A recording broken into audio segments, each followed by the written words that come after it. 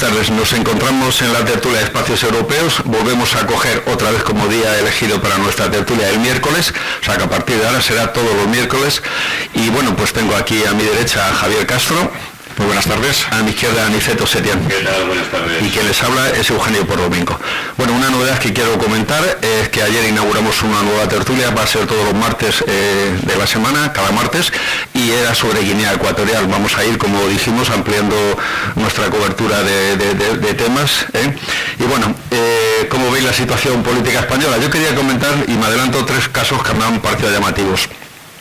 Uno, que es un incidente entre comillas, hoy que lo ha sacado el país, la cadena SE, bueno, todo el grupo Prisa en portada, es bueno, el boicot que ha habido de un grupo de, me imagino que de estudiantes, en la Universidad Autónoma de Madrid, a don Felipe González y a don Juan Luis Cebrián. ¿Cómo veis el tema? Sí, yo no sé si es un... Yo creo que no es ni para comentar demasiado, ¿no? No, hombre, se puede comentar algo. No es la primera vez que Felipe González es víctima de un scratch en la universidad.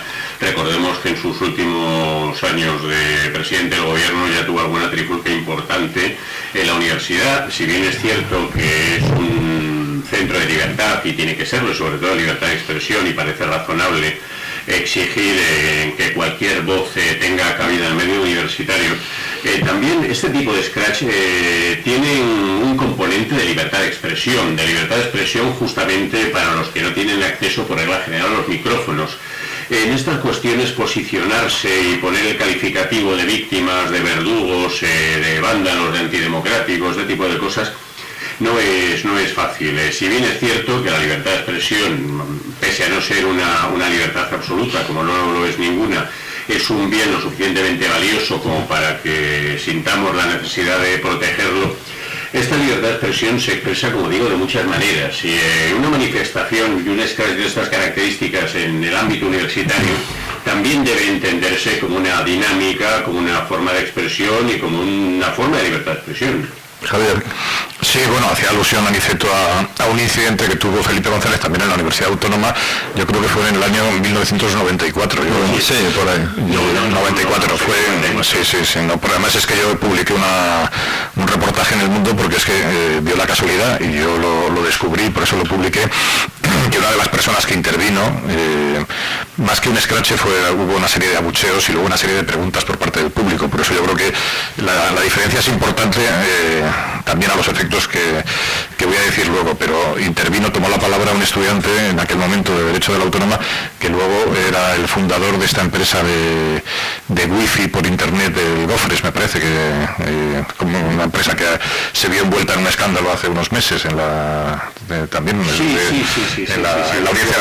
Nacional. Pero bueno, entonces el estudiante que tomó la palabra y que habló y que le hizo una pregunta de una manera muy pausada, que además que recogieron todos los informativos, porque en aquel momento es verdad que Felipe González era presidente del gobierno, el PSOE no tenía mayoría absoluta, ya no tiene mayoría absoluta, pero me parece que le faltaba un diputado, porque ganó las del 93, ¿no? Me parece que fue, y entonces estaba. Lo que pasa es que era un momento en el cual estaban apareciendo todos los escándalos del GAL, también del caso Roldán, me parece, algunos escándalos y entonces el ambiente era muy contrario. Aquel momento fue el inicio de la crisis del PSOE, y además lo que más llamó la atención sobre todo es que los que eran dirigentes socialistas es que dicen, pero ¿dónde estaban las juventudes socialistas? ¿Dónde estaba la gente para apoyar al presidente del gobierno? Y es que no eran conscientes, no sabían que ya las juventudes socialistas habían desaparecido casi de la universidad, porque eran casi 14 años de gobierno del PSOE. Y entonces lo que suele pasar en estos casos es que pues al alcanzar el poder pues se abandonan un poco las bases y el contacto con la sociedad, y entonces ahí fue, digamos, como un chapuzón de realidad que se llevó en aquel momento pues yo creo que, y el PSOE, y eso es lo que más llamó la atención en aquel momento, porque nadie cuestionaba, nadie se pensaba que podía darse una protesta de esas características. Estamos hablando del año 94. Ahora, digamos, las circunstancias son otras, Ya Felipe González está fuera del gobierno. Llama la atención de que siempre aparezca Felipe González al lado de Juan Luis Cebrián, ¿no? Que han escrito libros, han firmado artículos juntos. Parece que han hecho negocios juntos. No parece, no, se ha publicado en la prensa, no lo han desmentido. pero que es una pareja que suele Felipe González está lidiar también en el país, lidiar todos, además coinciden mucho en tanto los análisis como... Yo no estoy de acuerdo con... Bueno, estoy de acuerdo... Termino con esta cuestión. Sí. Entonces, yo creo que una cosa, además como decíamos, y eso seguro que Aniceto Setién se acordará en la universidad, cuando se convocaban asambleas, decían, esta asamblea solamente es con derecho a voz, pero sin voto, me acuerdo que se decía, yo voy con derecho a voz, a voto y a pataleo. O sea, digamos que en la universidad pues es normal que haya protestas, que haya, pero yo creo que todo tiene su límite. O sea, naturalmente la universidad es un espacio de libertad de expresión y lo que hay que hacer es dejar hablar a las personas. ¿Dónde están los límites de la libertad de expresión de Juan Luis Cebrián? Bueno, pues, que es una de las personas que más ha contribuido a envenenar el clima político desde una tribuna privilegiada en los últimos años y particularmente... Sí. Bueno, él, yo te diría que su medio y los que rodean y firman y hablan por los micrófonos. Pero tiene derecho a hablar. O sea, si va a una conferencia, a una mesa redonda, pues habrá que dejar hablar y luego preguntarle, o si quieres a lo mejor protestar al inicio o al final, pero yo creo que el acto se tiene que desarrollar. Yo lo que estoy en contra es que el acto no se desarrolle. No, Javier, aquí hay gente del periódico El País que la han expulsado a la calle mientras él se subió una burrada de dinero. Sí, o sea, esa gente, perdón, entonces ¿qué hace? Sí, yo lo que se calla, le halaga y tal. Pues, yo lo que critico es que no se deje hablar a una persona. Yo lo único que critico, protestar, sí, a la salida, a la entrada, en las preguntas, pero el acto yo creo que tiene que eso es lo que el sistema pone y impone. No, yo te digo una cosa, la gente está cabreada, está indignada y me parece que busque cauces a Felipe González y a Julio César, no me deja hablar. ¿Y mañana te lo harán a ti? Bueno, pues me parece muy bien, claro, bueno, es que es normal, la gente está indignada y cabreada, entonces busca cualquier resquicio para saltar, y yo creo cada vez más, porque todo esto que está pasando del PSOE y del PP, la abstención y tal, que hablaremos de ello. Que proteste, pero que deje hablar. Si yo no ni condeno la protesta, yo lo que condeno y lo que me parece inaceptable es que no se permita desarrollar un acto universitario que esté organizado. Pero que finalmente no se ha podido. No se puede celebrar. Es que llevo todo el día fuera de casa viendo las noticias de trompicones, sabía que estaba la zapatista montada y no sabía al final en qué había terminado. ¿Zapatista o zapatista? Bueno, los zapatistas o zapaterista. No, bueno, yo soy contrario a que no se pueda celebrar un acto en la universidad, que está Yo soy contrario que hay gente que a lo mejor debería tener la poca vergüenza de no salir a determinadas tribunas. Ya no digo nombres, pero digo en general, hombres que están volviendo cosas. No, qué silencio ha habido por parte de los dos contertulios. Bueno, hay temas que nos preocupan, a mí me parecen importantes. Por ejemplo, he leído y hemos visto el tema de Bankia, toda la golfería que hay con las tarjetas, que yo creo que para mí es lo de menos, porque esa gente conseguía créditos para grandes empresas y que a lo mejor no estaban en las condiciones de que se los dieran, etcétera, etcétera. Pero hay un tema, a mí me parece importante. Resulta que, bueno, según se ha sabido, los funcionarios del Banco de España recomendaron al presidente, al director del Banco de España de aquel momento, que no saliera a bolsa Caja Madrid, Bankia, al gobernador, efectivamente esa es la palabra, el título que tiene, y el título, por cierto, va acompañado de una buena remuneración, importantes prebendas, y entonces, bueno, aún sabiendo eso, el señor Ordóñez permitió todo eso y la CNMV, me parece eso que debería ser juzgado, analizado, investigado y juzgado si procede. No soy abogado, para eso está Javier Castro, pero hay un procedimiento abierto. No, la Audiencia Nacional parece ser que no va a investigar ese tema. Hay un procedimiento abierto sobre la salida a bolsa de Bankia, independiente de las tarjetas. Pero por supuesto, pero no van a implicar a ninguno de estas personalidades. Si sale un procedimiento y analizan y luego empiezan a desviar, el fiscal no pregunta, porque parece que los fiscales en general no sé de qué van, y los jueces luego no condenan, pues este señor saldrá libre, no pasará nada.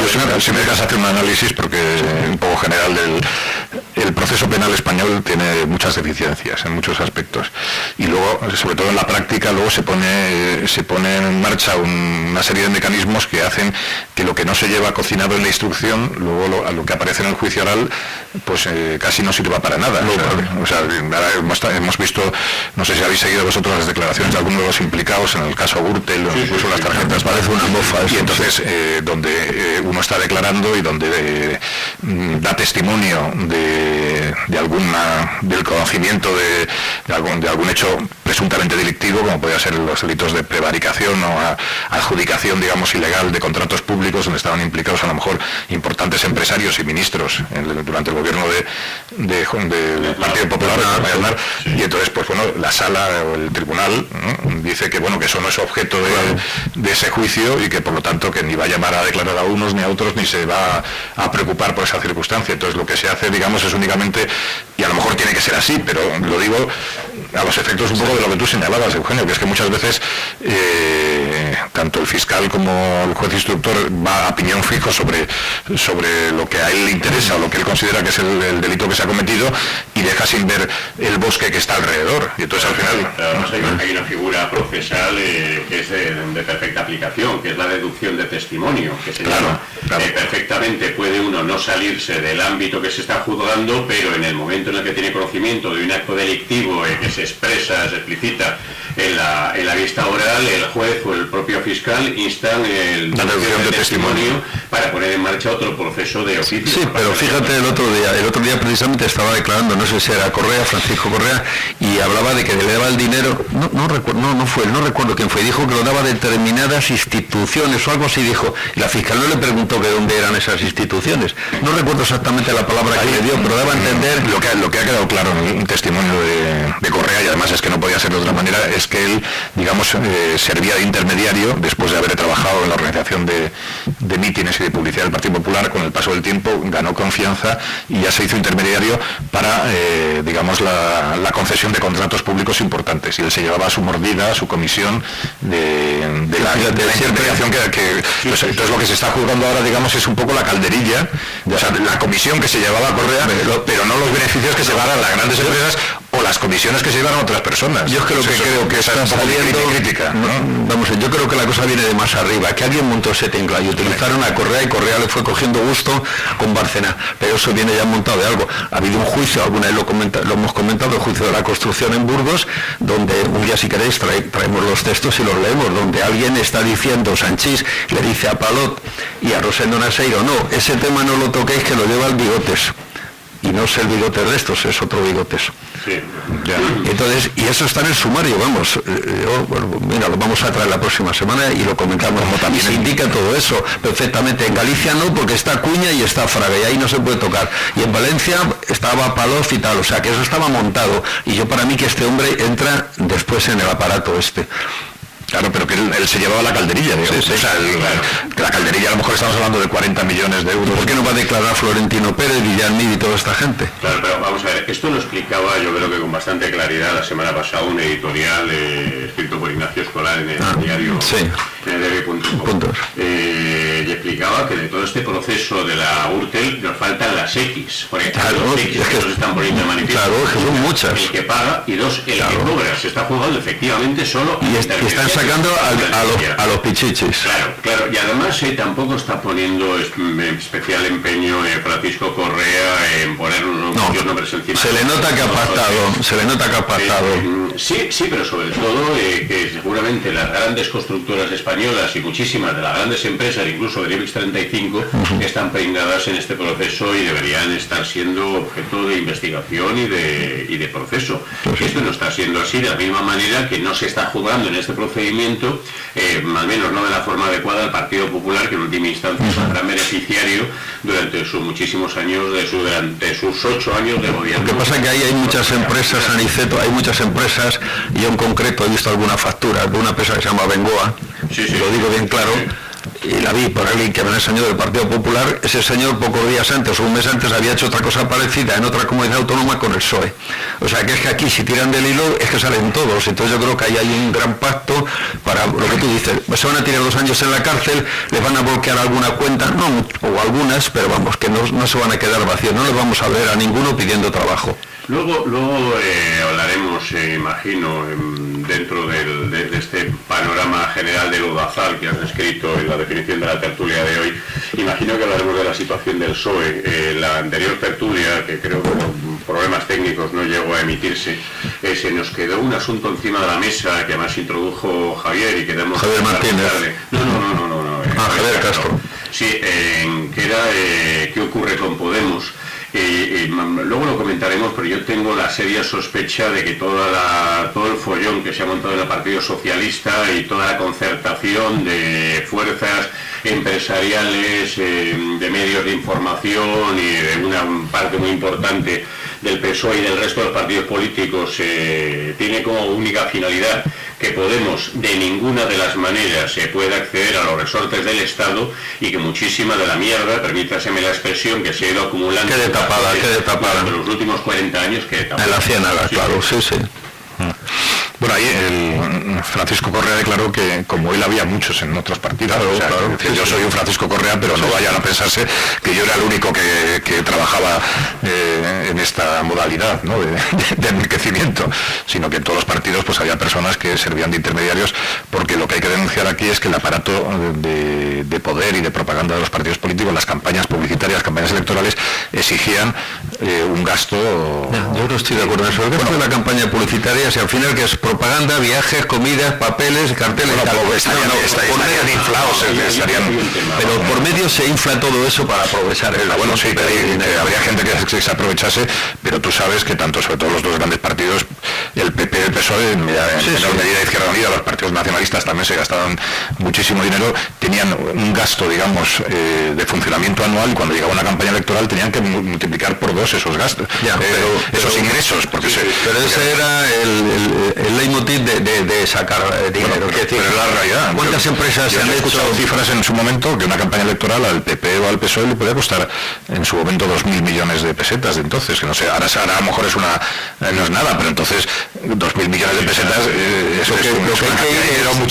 lo que hay que ir como una carretera aquí en España cuesta mucho más que en otro país europeo de las mismas condiciones orográficas. Pero ¿quién pagaba esas campañas electorales? Pues dinero negro, claro, sí. Bueno, pero luego el Estado también remunera mucho con el voto. Vamos a ver, hay un hecho palmario, y es que la transición se diseñó como se diseñó, y en muy buena medida se diseñó para conformar una democracia de atrezo. Un sistema. Esta democracia de atrezo está sustentada en una serie de pilares. Uno, se ha denunciado muchísimas veces y se sigue denunciando, son las propias características y las singularidades de la ley electoral española. Y otro de estos pilares de esta democracia de atrezo es la ley de financiación de partidos políticos. Y los sindicatos muy importantes. Sí, pero los sindicatos digamos que forman parte de otro capítulo, son otra historia. Emudecer una voz. Sí, pero efectivamente es otra historia. Estamos hablando, los sindicatos no se presentan en las elecciones generales. No hacían campaña electoral. No, pero que no hay que ceñir, estamos hablando del sistema, de cómo se diseña la transición. Efectivamente, el tema de los sindicatos es otro capítulo y ha habido mucha compra de voluntades, pero a lo que me refería era un poco a lo que apuntaba Javier, y es que en un momento determinado se hace una ley de financiación de partidos políticos, ya se me atrevería a denominar draconiana, con unas restricciones a la aportación de particulares a los partidos políticos, y que está hecha y concebida para que los partidos políticos, todos sin excepción, y como integrantes de unas reglas de juego no públicas, pero sí muy conocidas, se financien ilegalmente a través de todos los mecanismos que estén a su disposición. Y yo tengo la sensación de que todos los partidos políticos que en algún momento han pillado cacho en administraciones grandes y administraciones pequeñas se han plegado a esas reglas de juego y las han aprovechado lo que han podido. Ha habido denuncias a lo largo de todo este tiempo sobre cómo estaban funcionando las cosas, pero es cierto que las denuncias casi siempre han sido con la boca pequeña, y además hay otra cuestión que también hemos planteado en estas tertulias en otras ocasiones. Los grandes fiascos, los grandes escándalos de financiación de los partidos políticos que ha habido desde el caso Filesa hasta lo que se nos ocurra, siempre han partido de denuncias internas, de alguien a quien no ha llegado lo que quería cobrar, se ha enfadado con sus compañeros y se presenta en el juzgado. Nunca un partido político ha denunciado, al menos de manera oficial, explícita y en sede judicial, las prácticas corruptas de otro partido político. Y además, y cuando se ha hecho por una vía u otra, que ha salido, han tenido que intervenir ya los tribunales, que ha pasado siempre por defectos de forma, se ha paralizado el tema. Sí, bueno, unas veces... ahora se está juzgando el caso Gürtel, y ese inicio va a quedar, como decía Aniceto, por una denuncia interna, hay que recordar, de los concejales del Partido Popular de Majadahonda, que grabaron porque ellos querían, no digo aprovecharse, no sé, o pensaban que el concurso público de unas parcelas tenía que hacerse de una manera o de otra, Y entonces, como no estaba la regional del Partido Popular no estaba de acuerdo, cesó al alcalde de Majadahonda y cesó a los concejales en aquel momento. ¿A qué alcalde cesó? Cesó a Guillermo. Perdona, a Guillermo le cesaron porque iba a salir en la prensa verdaderos escándalos. Le cesaron por las parcelas, eso está contado. Porque no se pusieron de acuerdo. Y lo pusieron luego de presidente del mercado de la Puerta del mercado de la Puerta de Toledo, efectivamente. Sí. Y luego hubo otro alcalde que también le cesaron también. Además, su esposa Gemma Matamoros, fue muchos años concejala de Educación en la Educación, sí. También muy conocida en el ayuntamiento por los coches de alta gama con los que solía llegar por la mañana. Claro, pues todo surgió, como decíamos, de denuncias internas. El caso de Filesa fue porque... El Pozo, yo creo que se llamaba denuncia inicial de... ¿Y cuántos años hace de esto? ¿10, 12? Peñas, José María. José Luis Peñas. ¿Cuántos años hace? ¿10, 12? Pues esto hace una barbaridad de años, me acuerdo. Y las presiones que ha habido para quitarse al juez Ruth, las presiones que ha habido para que... O sea, hay una maquinaria que al final, yo os digo, no va a pasar nada. Van a pagar 2 o 3, han estado 2 añitos en la cárcel, le van a bloquear algunas cuentas, pero no van a tirar a por las grandes empresas, como decía Aniceto, ni van a tirar a por ninguno de los diputados que están ahí. El caso de la corrupción en Cataluña, que eso ya se sabe, lo del 3% que tenían que pagar las... Pues ahí está la familia Puyol.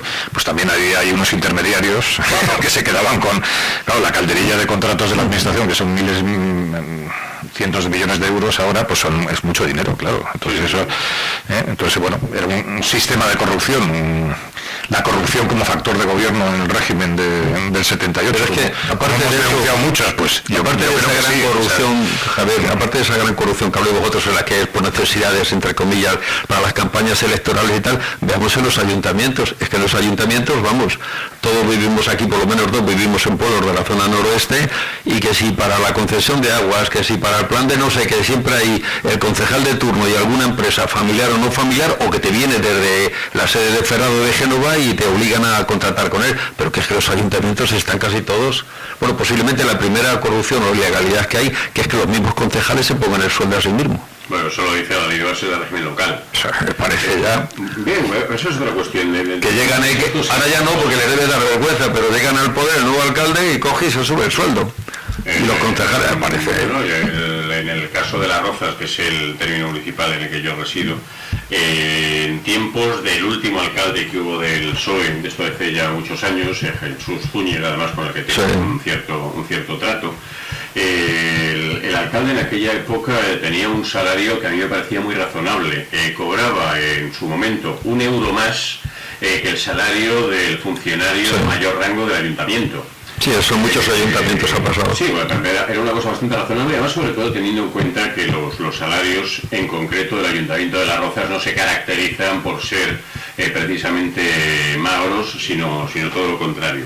En un momento determinado sucede un alcalde del PP, Bonifacio de Santiago, y por su propia iniciativa y aprobándolo con la mayoría absoluta de la que disponía en el ayuntamiento, se sube el salario un 40%. Un 40% sobre este... Bonifacio, que está acusado de varias cosas, ¿no tiene algunos procesos por ahí? Menos de los que debiera, me temo. Esto ya es una opinión. Me parece que pasó a cobrar el alcalde que más cobraba de toda España. Fue el de Galapagar. Fue el de Galapagar en una etapa. Vamos a ver, más que el presidente del gobierno. Creo que sigue cobrando más que el presidente del gobierno. Y eso que los... Para que está en 120.000 euros al año, brutos, más o menos. Otro día hablaremos sobre los sueldos del presidente del gobierno. Me acuerdo que José Manuel González Torgarel, aquí le enviamos un fuerte abrazo para que se recupere.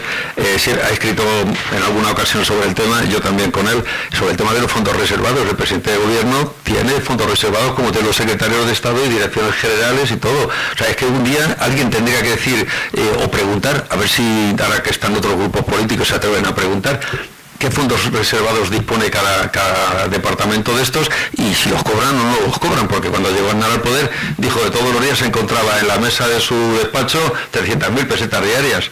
Hay una comisión de secretos oficiales en el Congreso que tiene como funciones ocuparse de este tipo de cosas. Y la página de transparencia, que por cierto es dificultoso, pero vamos imposible averiguar algo, porque está muy complicada la página, pero bueno, le irán depurando.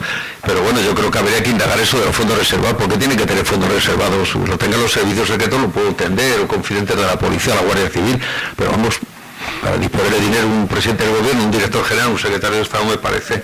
Bueno, señores, nos metemos con la abstención y la crisis del Partido Socialista. A ver, bueno, lo comentaba antes Aniceto, que en la tertulia pasada en la que yo estuve se habló de...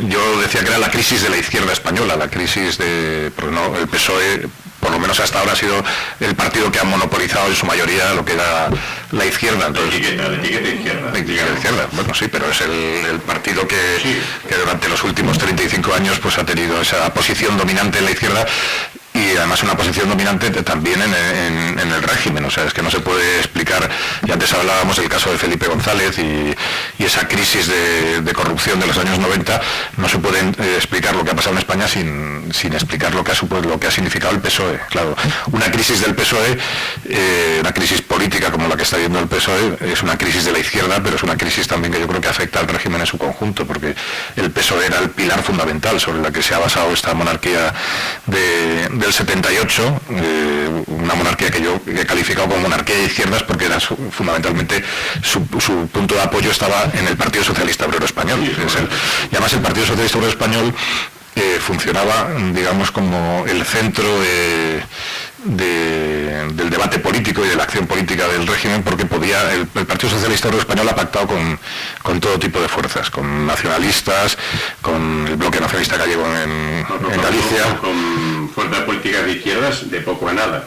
Bueno, Esquerra Republicana de Cataluña, el Partido Comunista, era un pacto también, como todo lo de Cataluña, porque estaban también los nacionalistas de derechas, ¿no? Pero bueno, pero que ha pactado con el Partido Popular, o por lo menos ha conseguido pactos de gobernabilidad, como cuando Patxi López alcanzó el gobierno en el País Vasco. Y entonces, bueno, esa posición central dentro del tablero político que ha ocupado el PSOE, no lo podía ocupar el PP, porque el PP siempre se le ha acusado de que no tenía capacidad de pactar o de llegar a acuerdos y ahora lo estamos viendo, lo hemos visto durante este último año, ¿no?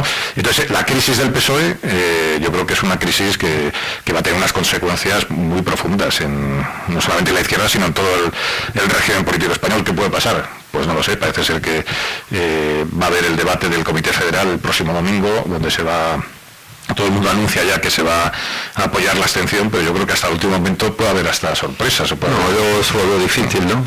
¿Tú qué opinas?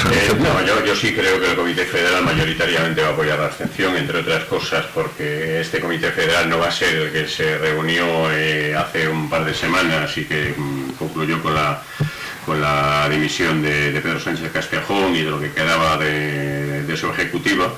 Pero yo tengo entendido que hay convocada una manifestación que se prevé nutrida para este sábado a las puertas de Ferraz, en la que participará un sector importante de la militancia socialista.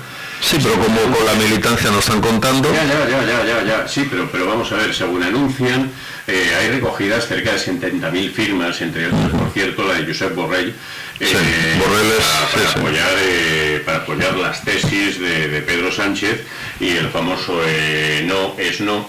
Yo no sé hasta qué punto estas cerca de 70.000 militantes socialistas tienen interiorizado, tienen meridianamente claro que la alternativa al no es no era un pacto de gobierno que a mí en lo personal me parecía razonable con Podemos y con fuerzas nacionalistas, de acuerdo con el propio programa electoral del Partido Socialista, con el que muchos votantes socialistas me temo que no están de acuerdo. Pero bueno, al final parece que toda esta crisis ha servido para que en el seno del Partido Socialista mucha gente se ponga en su sitio. Y es sorprendente el nivel de clientelismo que hay en algunas administraciones, particularmente en la andaluza, que hace que lo que yo entiendo que tiene que ser de sentido común para cualquier persona de izquierda se convierta en lo contrario cuando estamos hablando de cuestiones de esta índole. Todavía estamos esperando que algún responsable con peso específico, y en concreto el presidente de la actual gestora, explique cómo es posible facilitar el acceso al gobierno al partido de los Gürtel. Además, hay un detalle con el tema de Gürtel que no hemos dicho antes. Bueno, muchos. Acordémonos, por favor, de los cuadernos de Bárcenas, que todo es verdad, todo es verdad. Y no creo que a nadie le quepa ni la más mínima duda de que todos los apuntes contables del antiguo senador por Cantabria se ajustan con absoluta precisión a la realidad contable de lo que era el Partido Popular. Si un demócrata, yo no digo yo una persona de izquierda, si un demócrata... ¿Te refieres a que desde el presidente hasta muchos ministros cobraban sobres mensuales? Sí, no, ¿verdad? Porque ha sido una práctica generalizada, pero además descubierta pública y notoria, más allá de que cuestiones procesales en un momento determinado puedan hacer que avance en lo penal de poco a nada.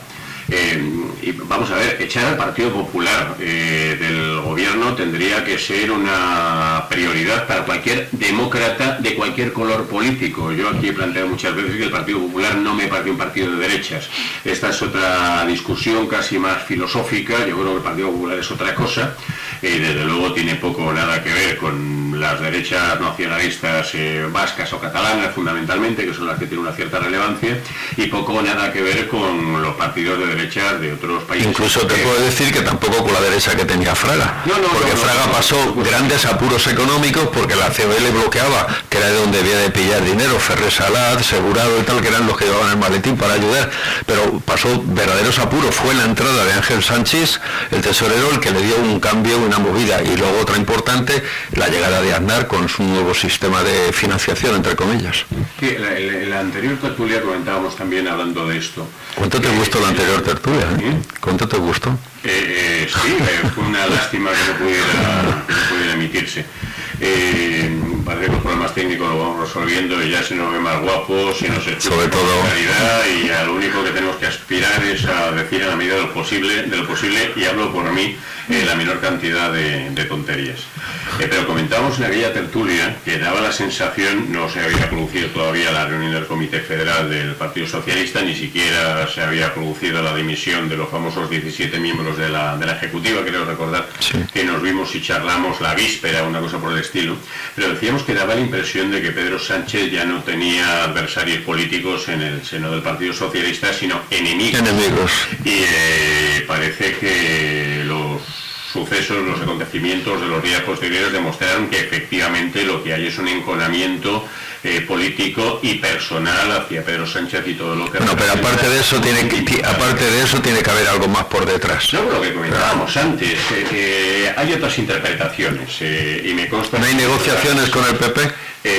Yo estoy convencido de que hay negociaciones con el PP, hay negociaciones con los grupos de comunicación, hay negociaciones con las grandes empresas y hay negociaciones con todo el que pinta... El otro día, si me permites, Aniceto, comentamos antes fuera de micrófono la encuesta que sacó El País, que bueno, como ya las encuestas ha demostrado que no aciertan casi nunca, esta me imagino que tampoco, una encuesta en la que daba una mayoría bastante importante de gente, de militantes del Partido Socialista y gente que había votado al PSOE, de que estaban a favor de la abstención. Claro, era una forma de estar presionando y jugando sucio. Claro, luego vienen estas cosas de la Universidad Autónoma. Lo que pasa es que hay un aspecto en el que no estoy de acuerdo contigo, Aniceto, o sea, no estoy de acuerdo no porque no fuese posible, sino porque no era viable. O sea, yo creo que esa alternativa de un gobierno de izquierdas, el gobierno Frankenstein que se ha llamado, o sea, porque era Felo Pérez Rubalcaba, porque era juntar piezas algunas de ellas que no encajan.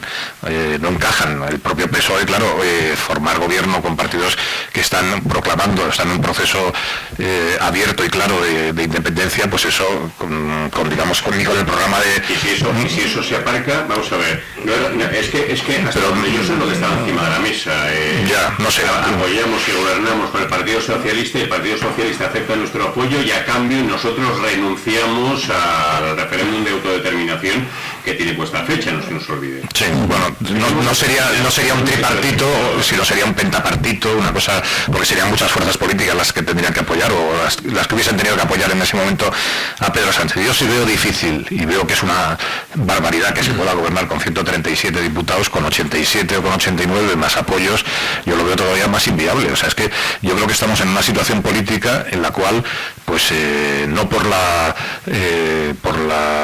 ruptura del bipartidismo, sino por la ruptura del propio consenso del régimen, que es algo mucho más grave e importante adelante, porque el régimen funcionaba porque era un régimen de consenso. Entonces estaban, digamos, todos de acuerdo en las cuestiones fundamentales. Eso ha saltado por los aires desde la abdicación de Juan Carlos I, incluso venía un poquito de antes. ¿Pero por qué ha saltado por los aires? Porque, en mi opinión, porque yo creo que la figura de Juan Carlos I sí que era una pieza fundamental para mantener ese consenso. Ha habido un deterioro. Y luego el surgimiento de las fuerzas políticas nuevas. Ya, pero ¿por qué surgen, Javier? Es que ese es el bueno, tema. No surge espontáneamente. Por lo que hemos comentado anteriormente, la corrupción, el desgaste político, el cansancio de la ciudadanía, pues ha llevado a una situación en la cual pues el régimen pues iba a un precipicio. Y entonces los primeros que vieron la situación fueron en la Zarzuela, y el rey se quitó de en medio con la abdicación, que todo el mundo dice que ha acertado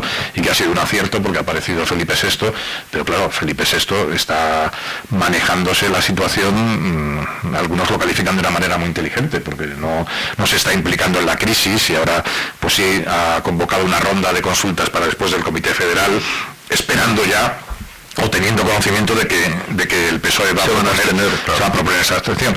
Pero yo aquí hago un anuncio, y además esto, como la historia es la que nos demuestra que esto ha sido así, pues solo hay que ver los casos anteriores. En los regímenes parlamentarios, hasta el mismo momento de la votación, no se sabe cómo va a cantar la gallina. Ya están amenazando que expulsarán a los diputados. Y entonces, porque al final, y eso tristemente lo hemos visto, es que los diputados se compran, hemos visto el caso del Tamayazo. Que, bueno, si fuera el único. Bueno, no, pero bueno, ya también en la Asamblea de Madrid pues hubo otro diputado. Y concejales en ayuntamientos. Claro, aquí es más el Parlamento español es más complicado. Pero bueno, ya sea por el voto prostático de los 11 que tienen que desaparecer para no estar, con lo cual yo creo que sería surrealista. O sea, quedaría... pero lo que me parecería incluso más increíble es que todo el PSOE se abstuviera, ¿no?, en una votación. Yo lo dudo. Y luego, ya analizando el tema, yo creo que al Partido Popular tampoco le conviene formar gobierno en estas circunstancias. O sea, yo creo que al Partido Popular le harían un favor si realmente se votase en contra esta segunda posible, porque hay que recordar que se tienen que cumplir los plazos. O sea, tiene que haber la ronda de contactos con el rey tiene que proponer un candidato. Y tenemos el antecedente también de que en el mes de enero Mariano Rajoy declinó la propuesta, que eso, y la Casa Real sacó un comunicado donde informaba a la opinión pública que el rey había propuesto a Mariano Rajoy y que Mariano Rajoy había dicho que no, cosa que a mí me parecía insólita y antidemocrática. Sí, yo creo que anticonstitucional. Sí. Y luego en la segunda vez que propuso a Mariano Rajoy, en el mes de agosto, ya vemos como Mariano Rajoy dijo, bueno, yo tengo la propuesta, acepto la propuesta, pero ya veré si acudo o no a la investidura según los apoyos o sea, ya quería un poco como también recular, y luego ya no tuvo más remedio que presentarse y perder esa votación. Entonces, aquí todavía pueden pasar muchas cosas, y yo creo que hay que estar atentos, porque en el PSOE hay muchas voces que están... Oye, Pedro Sánchez, ¿dónde está? En su casa, suponemos, y calladito, que seguramente... Hizo un viaje a Estados Unidos, ¿no? Estuvo en Florida, me parece. En Villa la Chacón. No sé, la Chacón está aquí en un gabinete de abogados muy importante. Pedro, estuvo en una universidad de la extrema derecha cubana, sí. Está en el despacho de Pedro Ramón y Cajal. Pedro Ramón y Cajal, que además le conozco yo, y es un gran abogado. Pero... ¿Y tú por qué la contrata a ella?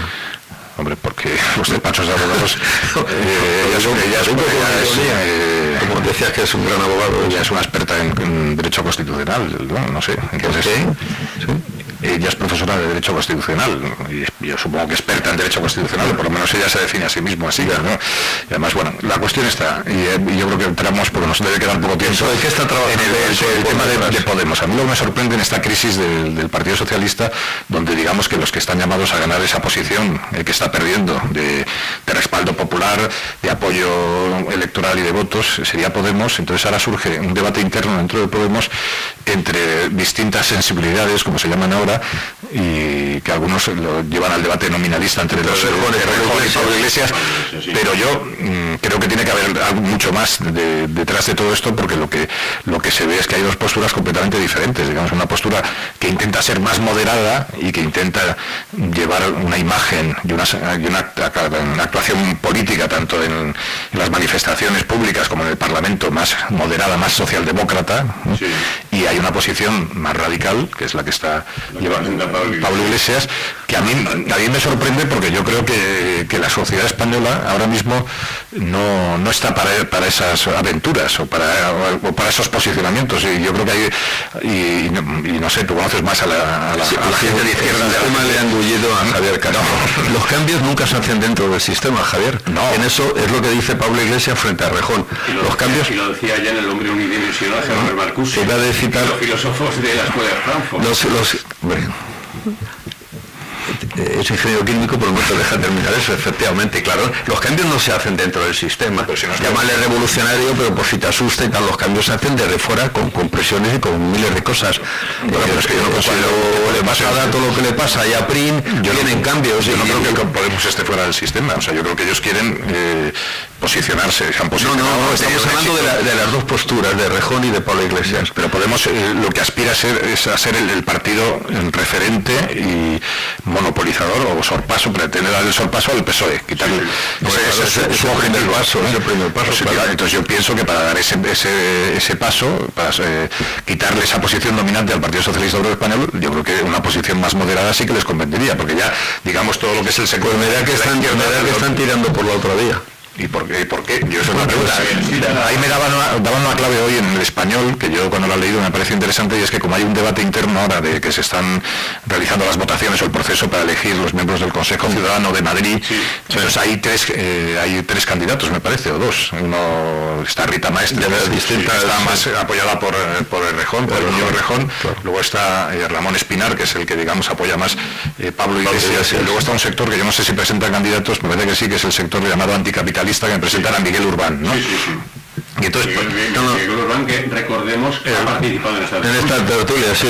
Bueno, entonces se presentan los tres, sí. Y entonces, por lo visto en El Español hacían un análisis de que esta posición que está llevando Pablo Iglesias más radical es para ganarse a los anticapitalistas, porque quiere llegar a un pacto dentro de Madrid y hacerse con el poder de Madrid, que es muy importante para él, y luego ya, pues a lo mejor pues la estrategia le lleva a otro terreno, pero digamos que él, todo lo que está manifestando estos días, no es tanto pensando en la política nacional, sino, yo no sé, yo no creo que esa puede ser una explicación, pero yo creo que tiene que haber, y los que conocemos a Pablo Iglesias y hemos visto actuarle en la universidad, sabemos que es una persona que cuando dice las cosas no las dice por un primer impulso, sino que se supone que hay una reflexión y un análisis. Pues yo creo que Urbán ha hecho una buena selección dentro de esa perspectiva y la filosofía esa que tiene. Yo creo que es una persona que conoce mucho todo ese ambiente, que atrae mucha gente joven y bueno, y está jugando un papel importante en el Parlamento Europeo y está adquiriendo tablas también de parlamentarismo. O sea que tú crees que radicalizarse más hacia la izquierda, eso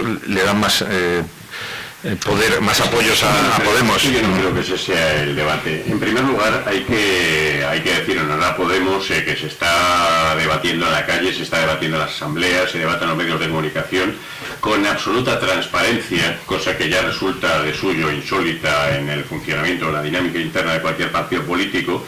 Se están planteando distintas estrategias, pero yo no creo que el debate sea tanto estratégico como táctico.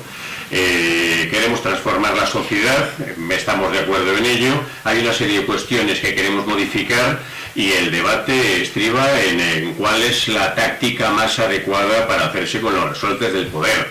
No parece algo descabellado ni que suponga, como anuncia la prensa día sí día también, una ruptura del partido, ni que se está descomponiendo ni nada por el estilo. Eso por un lado.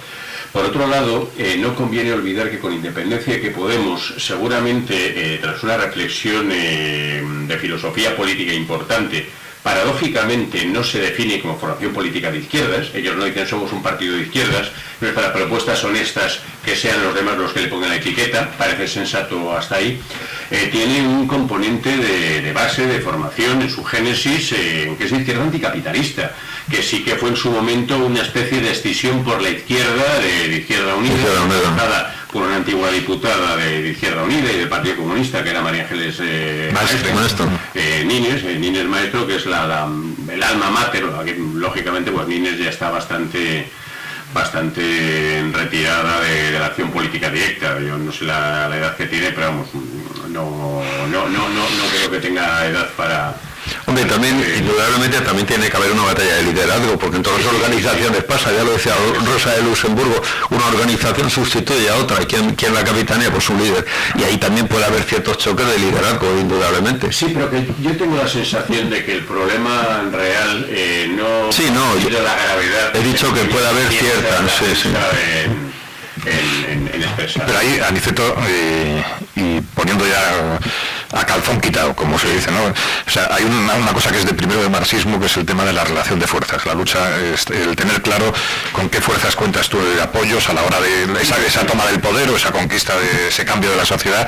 Y entonces yo creo que ahora mismo, yo creo que Podemos se equivocaría si piensa que en esa relación de fuerzas, por mucho apoyo social y por mucho éxito electoral que ha tenido, si ellos cuentan con un apoyo mayoritario de la sociedad española. Yo creo que eso no es así. O sea, yo creo pero eso no es así, y estoy seguro de que ellos lo saben. Entonces, si también es verdad que una de las bases ideológicas de Podemos, y lo sabemos, es Antonio Gramsci, además de secretario general del PCI, el Partido Comunista Italiano, filósofo de la izquierda, de los más relevantes del siglo XX, y si hay una palabra que repetía los escritos de Gramsci y que tiene muchísimo que ver con el trabajo de Podemos, es la de hegemonía. Buscan la hegemonía. Desde el poder es mucho más fácil convertirse en una fuerza socialmente hegemónica para transformar esa propia sociedad. Ya, pero para conseguir la hegemonía hay dos fórmulas: o conquistas el poder, digamos, por las buenas a las bravas o por la fuerza, o lo conquistas de una manera electoral y democráticamente. Entonces se está jugando a todo. El Manzanares no es el Neva, no se puede meter al destructor Aurora, ni siquiera una chalupa. Lo que te quiero decir, claro, ellos han optado por una vía electoral, ellos han optado por una vía electoral, ante un éxito innegable, además un éxito impensable hace unos años, y además están a un paso de conseguir, digamos, sobrepasar al Partido Socialista. Entonces yo creo que a nivel estatal han conseguido muchísimas comunidades autónomas, incluido Madrid. Entonces yo creo que en esa estrategia, para captar esos votantes desencantados, o incluso esos dirigentes del PSOE que se pueden, digamos, que pueden buscar acomodo, tanto por una cuestión ideológica, por interés personal, porque sabemos que el PSOE, sobre todo después de tantos años en el poder, se ha convertido en un partido de poder, o sea, tiene que dar de comer, tiene que arreglar la vida de un aparato que vive de ellos. Entonces, en Andalucía. Sobre todo en Andalucía, entonces también. Va a haber mucha gente, muchos dirigentes del PSOE que va a buscar acomodo en otros lugares que le puedan dar, que tengan esas expectativas de poder. Y yo creo que Podemos, si juega a la moderación, yo creo que tiene mucho más que ganar que jugar al radicalismo. Yo por eso te lo comentaba, o sea, yo creo que ahora mismo una posición radical de Pablo Iglesias y de Podemos, a quien más favorece es a Mariano Rajoy. Y ante la posibilidad de que haya nuevas elecciones, ya sea en el mes de diciembre o en el gobierno setemesino que dicen que vamos a tener, ¿no? De 7 meses o de 8 meses, porque no va a poder durar mucho más, yo creo que al Partido Popular le beneficiaría también una imagen muy radical y muy extremista de Podemos, porque de eso le podía dar una mayoría, porque con toda la corrupción que hay, con todo lo que estamos viendo y tal y cual, no pasa nada, la gente... Si lo hemos visto, Lo que pasa es que es un proceso lento, Y además utilizamos pues la radicalidad, la palabra extremista. Radical es el que va a la raíz de las cosas. ¿En qué se sustancia? Pues sobre todo en las formas. Yo creo que la gente lo que más reprocha en un debate político es que alguien pues se manifieste de una manera muy radical en las formas, o sea, de intransigente, de violento, de dar una imagen de una persona que no de pensar que todo es el enemigo, es destruir, al contrario, es no llegar a ningún tipo. Yo creo que eso a la mayoría de la población española no le gusta. Estoy seguro que ellos lo saben. Supongo que siempre. A ver, seguramente hay algo en lo que estamos absolutamente de acuerdo, y es que los dirigentes de nivel 1 de Podemos, tontos no hay. Hombre, ya, sí, y además son probablemente la concertación de dirigentes políticos más preparada de la historia de la democracia. Con independencia de que estemos luego de acuerdo con ellos o no, esa es otra cuestión. Pero es verdad que los Iglesias, Errejón, Echenique, Dancausa y otros tienen una formación teórica. Llevan en política desde los 15 años, toda su vida llevan toda su vida. Y además han estudiado. ¿Te has olvidado de Descansa? ¿Te has olvidado de eso? Lo ha dicho. Sí. No te había dicho. Entonces, Dancausa. Claro, por eso. La pobre Dancausa de lo que podemos. Que es vecina mía. Yo dejo esto aquí porque, claro, también se escuchan y se leen muchos análisis que dicen que a quien más ha beneficiado todo el surgimiento de Podemos y la crisis del PSOE, claro, es al Partido Popular, y a quien más le puede beneficiar de cara al futuro también es al Partido Popular, ¿no? Porque yo creo que en el Partido Popular hay una lucha interna que todavía no se aprecia, que es la sucesión de Rajoy. Si hay nuevas elecciones, no va a estar Rajoy, yo estoy convencido. ¿En diciembre? ¿O en...? No, el año que viene sí, pero sí, el 7, pues si no llega, yo creo que en ese parto Rajoy lo va a tener complicado. No olvidemos que tiene un enemigo fuerte que está trabajando por detrás mucho, que es Aznar, ¿eh? Aznar ha separado a la Fundación FAES. Bueno. Iba yo a preguntar, ¿cómo vamos de tiempo? Es que a mí me gustaría tocar un tema antes de que nos marchemos. Y además al hilo de un artículo que escribe hoy en Público otro tertuliano habitual de estos micrófonos, que es David Bollero, y que me escribe un artículo descarnado, pero parece que bastante ajustado. A ponerle el leído, yo me lo suelo enviar. Sí, a propósito de la crisis del CIES de Aluche, en estos centros de internación de extranjeros a los que televisiones... Oye, fíjate, perdón, había invitado yo a Wiben Fumea, que ayer estuvo en la tertulia de Guinea Ecuatorial, y me imagino que ha estado allí todo el día, porque este hombre preside además una asociación de inmigrantes, pero el próximo día hablaremos de este tema, es importante, disculpa. Sí, no, pero decía que Bollero explica con absoluta claridad que son centros mucho menos normativizados que cualquier cárcel. Las personas que están ahí que están ingresadas no tienen muchísimos menos derechos de los que tiene cualquier preso en cualquier que nos están haciendo señales del tiempo que queda. Nos queda poquito tiempo, sí. Las condiciones de internamiento son absolutamente brutales. Además parece que tienen un sustento legal más que escaso o deficiente, y parece un momento razonable después de la que se ha liado en Aluche en el día de ayer para denunciar las condiciones de los extranjeros internados. Están ahí, a ver, nuestro abogado, ¿están ahí qué tiempo? ¿Y para hacer qué? Pues yo no lo sé, o sea, yo puedo contar una experiencia personal, no porque haya estado ingresado en un CIES, pero sí porque tuve que asesorar a una persona que la habían metido ahí preso, porque realmente, claro, es una privación de libertad, es una situación que afecta a libertad sin orden judicial de personas que no están acusadas de ningún delito, sino de una falta administrativa. Bueno, sí, vamos a ver, es que ahí está, digamos, yo creo que la ilegalidad, yo creo que toda privación de libertad tendría que estar sometida a la garantía de un pronunciamiento judicial. Entonces aquí realmente lo que nos encontramos es ante personas que, bien porque ha habido un procedimiento administrativo de expulsión, porque no tienen los papeles en regla, y entonces, bueno, se les decreta la expulsión del territorio nacional, y como esa expulsión no se ejecuta, ellos quedan en una situación de ilegalidad, digamos, ¿no? Y entonces esa situación de ilegalidad, cuando le piden a lo mejor a un inmigrante en estas circunstancias la documentación por la calle, la policía comprueba que hay que expulsarle, entonces lo que hace es proceder a su detención y llevarle al centro y entonces ya se ejecuta, digamos, una orden de expulsión administrativa. Pero ahí Aniceto tiene razón en tanto en cuanto la privación de libertad no está sometida a un juez. O sea, que está saliendo gente de los CIES para sus países de origen. No, para sus países de origen no, para el aeropuerto.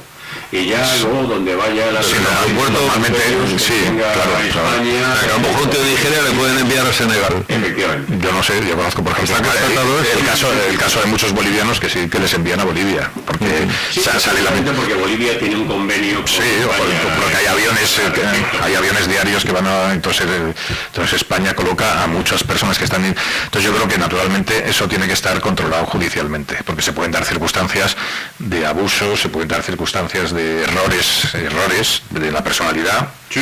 O sea que y el asunto parecen cosas, entonces tiene que haber las máximas garantías, porque estamos hablando de una cuestión fundamental que es la libertad y luego la expulsión de un territorio. Entonces ahí eso todo, naturalmente tiene que haber todo un procedimiento judicial donde estuviesen también la posibilidad de un derecho de defensa, de alegaciones por parte de la persona interesada, porque es que si no se pueden dar circunstancias completamente que nos pueden parecer surrealistas. Pero donde no está la ley ni está el derecho, pues se producen estas arbitrariedades y se producen esas situaciones. Y refugiados políticos hay en esos centros, pues gente que está pidiendo políticos, gente que huye de guerras, desertores, lo que pasa que también es verdad que hay unos procedimientos también para solicitar el estatuto de refugiado político y así, entonces naturalmente farragosos, pero si alguno está en esa circunstancia, lo que tiene que hacer es solicitarlo. también es verdad que no siempre se conceden a todas las personas, pues claro, porque tienes que demostrar que, pero también qué mayor derecho humano, digamos, que el derecho a comer y a vivir. O sea, es que muchas veces, claro, viene gente, por ejemplo, los que estamos viviendo un verano, ya termina el verano, pero hemos vivido un verano totalmente dramático por lo que ha sucedido en el Mediterráneo, que es que, pero no solamente en las costas españolas, que está sucediendo diario, pero yo creo que son miles, decenas de miles. Por cierto, un reportaje os recomiendo que veáis, el de Ébola, de migrantes que están muriendo y que han muerto este verano y además todos ya están llegando o sea, una circunstancia, digamos, y todavía peor, que es cuento, el 2000 y pico niños, incluso se habla de 10.000 niños que han desaparecido en Europa. Sí. Es decir, hay alguien apunta que también hay tráfico de órganos. Lo digo a los efectos de que a veces una persona no es refugiado político, pero lo que viene es huyendo de la miseria, del hambre, y que más refugiado, que no sé si me explico, o sea, que muchas veces... ¿Y en qué ha terminado el conflicto, perdona, del PIES porque a mí me pilla también fuera todo? Pues parece que había habido un motín, se había subido un porcentaje de toda la noche han estado ahí. Y parece que finalmente han depuesto su actitud, pero con una presión importante, pues salir en todos los medios, de llamar la atención de la opinión pública, lo cual es sumamente... No, y un tema importante, y ahí está también los Podemos, han estado allí concejales del ayuntamiento, no ha habido de otros partidos políticos, hay un problema y el político acude a ver, a oír, a intentar hablar, a participar, a saber de qué va. No ha habido de otros partidos políticos. Esto no significa que estemos haciendo la defensa de un partido, estamos hablando de actitudes de comportamiento del general de la policía, que es un cargo político del Partido Popular, a solucionarlo parece ser, ¿no? Javier, tiene bromas. No, parece que Ignacio Cosidó, que era diputado. También han sido muy criticados porque dicen, bueno, porque no es competencia, digamos, municipal, es un problema para tratar en el Parlamento, claro, eso tiene que estar regulado, tiene que haber una legislación. Ya, pero decían también los concejales que estaban constantemente pidiendo información y que nunca se les atiende, que nunca se contesta, que se va de todo. Bueno, Colau intentó cerrar el PIES de la zona. Claro, de la zona, sí, no lo ha conseguido, no tiene competencias, es que no. Claro. Entonces esto es una cosa que tiene que regularse y legislarse en el Parlamento. Entonces hay, bueno, pues tantas medidas que han presentado, pues tenían que haber presentado también una respecto al CIES.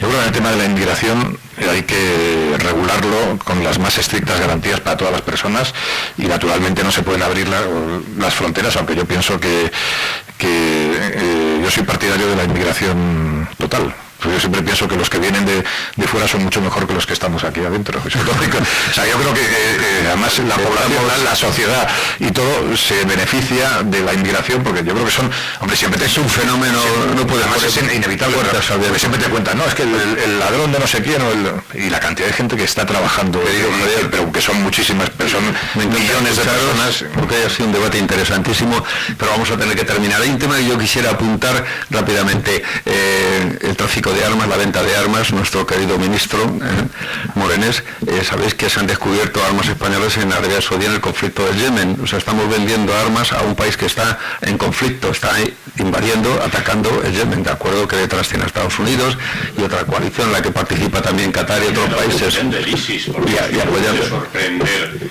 la relación del Reino de España. Pero lo que me refiero, los saudíes son extraordinarias. Pero eso es lo que me refiero, que poco sale en la prensa que han aparecido armamento español allí.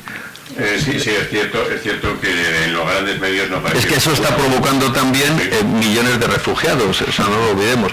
Y ahora viene Mosul, que están abriendo un corredor para que salgan, pero que ese corredor va directamente a Siria, con lo cual van a pasar los terroristas que están huyendo, porque parece que es una ofensiva muy fuerte, pero que se están canalizando para ir a determinados sitios. Ese efecto lo vamos a ver dentro de poco. Bueno, los cursos todos están ahí batiéndose. Esos son verdaderos peleones. Bueno, pues muchas gracias a Javier Castro, a Aniceto Setién, y repito, desde ahora todos los miércoles, la tertulia Espacios Europeos, y el próximo martes la segunda tertulia que tenemos sobre Guinea, y ya iremos añadiendo nuevos programas que se lo comunicaremos oportunamente a nuestros oyentes o escuchantes. Por muchas gracias a todos y a nuestros dos contertulianos, y hasta el próximo miércoles.